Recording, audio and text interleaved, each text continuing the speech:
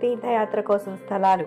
చివరి భాగం ఈ ప్రదేశంలో పడింది. తద్వారా అలోపి అని పేరు పెట్టారు. మరియు అన్నిటికంటే పవిత్రమైనది. ఏది ఏమైనా ఈ వాదన చర్చనీయాంశమైంది. ఎందుకంటే ప్రయాగ్రాజ్లో ఒకే ఒక్క శక్తిపీఠం ఉంది. అది సతీదేవి యొక్క వేళ్లు పడిపోయినట్టు భావించే లలితాదేవి ఆలయం. ఈ ప్రాంతంలోని పాత నివాసులచే వివరించబడిన మౌఖిక చరిత్ర సంప్రదాయాలలో మరొక విశ్వసనీయత సంస్కరణ కనుగొనబడింది. ఇది మొత్తం ప్రాంతమంతా దట్టమైన అడవులు, భయంకరమైన డకాయిట్లతో కప్పబడిన కాలం నాటిది. అడవి గుండా వివాహ ఊరేగింపు జరిగింది.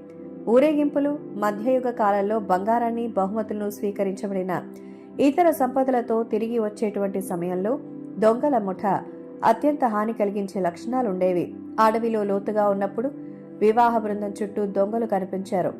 పురుషులందరినీ చంపి సంపదను దోచుకున్న తర్వాత దొంగలు వధువు యొక్క డోలీ లేదా క్యారేజీని ఆశ్రయించారు. వారు క్యారేజీని ఆవిష్కరించినప్పుడు లోపల ఎవరూ లేరని గుర్తించారు.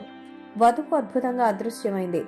పదం చుట్టూ చరిత్ర, పురాణం మరియు వీటి ప్రకారం చూసినట్లయితే వధువును అలోపీదేవి లేదా కనుమరుగైన కన్య దేవత అని పూజించడం ప్రారంభించారు. అలోపీదేవి ప్రతి పండుగ, వివాహం, పుట్టిన మరియు మరణాన్ని తమ కాపలా దేవతలతో పంచుకునే వేలాది మంది ప్రజలు ఈ ప్రాంతంలో నివసిస్తున్నారు. ఇది ఎల్లప్పుడూ పొరుగున ఉన్న ఒక ప్రముఖ దేవాలయం అయినా 1990 నుండి దాన్ని చేరుకోవడం అలాగే పెరుగుదల కూడా ఎక్కువైంది. ఇది పరిసర ప్రాంతం యొక్క పెద్ద స్థాయి పునర్నిర్మాణానికి కూడా దారితీసింది.